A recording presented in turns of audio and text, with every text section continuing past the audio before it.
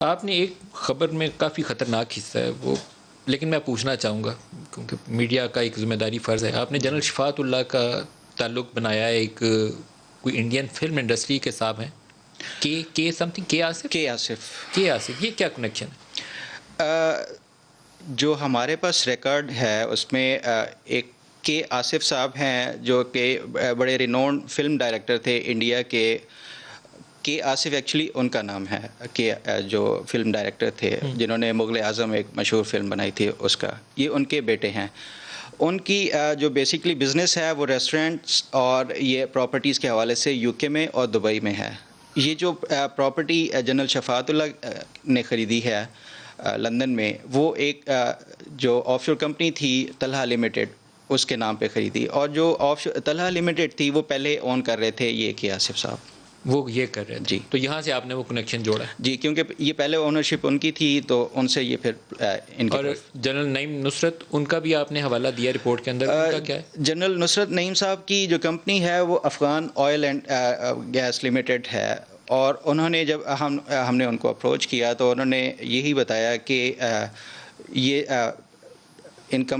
Company ان کے بھائی، بلکہ بھائی نہیں دوست نے بنوائی ہے یہ کمپنی، اور اس کا کوئی بزنس ٹرانزیکشنز یا اس طرح کی کوئی ایکٹیویٹی اس کمپنی کے تھرو نہیں کی گئی. نہیں، شاید کسی خبر میں حوالہ ہے کہ کوئی 3 انہوں نے کوئی آئل کے جی. ہم نے جب فردر ان کو ایک ریفرنس دیا کہ اس کا کنیکشن ایک افغان کمپنی سے بھی اسی طرح ملتے جلتے نام سے بن رہا تھا، تو اس پہ انہوں نے کلیریفائی کیا کہ it was a brief but weird experience. وہ انہوں نے لکھا ہوا سیکورٹی کی وجہ سے اس میں پیسے نہیں تھے بچے، تو کوئی 80,000 یا 3 وہ ٹرک بھیج کے بچا، تو اس کے بعد انہوں نے کیا نہیں. یہ میں نے آپ کی شاید کسی خبر میں اس کا تذکرہ پڑھا ہے. جو بڑے بڑے آفیشلز ہیں، گورنمنٹ آفیشلز ہیں، کیا اس میں بھی کوئی بگ نیمز ہیں؟ ایک تو سیکٹری صاحب کے صاحبزادے کا دیکھ لیا، ڈاکٹر وقار مسعود صاحب کے بیٹے کا دیکھ لیا، اور بھی اس کے علاوہ ہیں؟ جی، سویلین بیوروکریسی میں یہ 2 نام جو سامنے آئے ہیں وقار مسعود صاحب کے. اور جو میڈیا ہاؤسز تھے ان کا کیا حالات ہے؟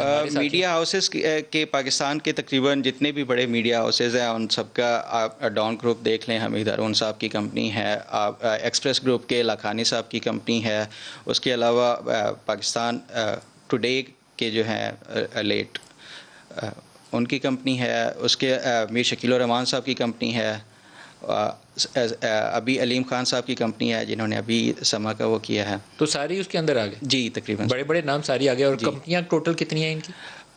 سب کی ایک کمپنی. اور یہ تو آپ نہیں ابھی گیس کر سکے ہوں گے کہ اس کے اندر ایکچوئل ٹرانزیکشنز کتنی ہیں؟ جی، جیسے میں نے آپ کو پہلے بتایا کہ اتنی زیادہ ڈیٹیل یا ٹرانزیکشنز کے حوالے سے کوئی، کیونکہ آپ فائنانس کی رپورٹنگ کرتے رہے ہیں تو یہ جو آف شور کمپنیز میں ٹرانزیکشنز یا اس کا ریکارڈ شاید نہیں رکھا جاتا، اور اس وجہ سے اس کا کوئی اس طرح کی ٹرانزیکشن. اس کا جو بیسٹ اب فیوچر کورس ہے، پرائم منسٹر نے فرسٹ سٹیپ اس کی طرف لیا ہے. پاناما میں اس وقت بھی اناؤنسمنٹ ہوئی تھی، فالو اپ نہیں تھا. وہ جو 444 لوگ تھے، وہ نواز شریف کی تو ڈسکوالیفیکیشن ہو گئی، 444 باقیوں کا بھی تو بتاتے نا، ایک پوری ٹیبل چھاپتے ہیں کہ یہ کیس کا اپڈیٹ ہے.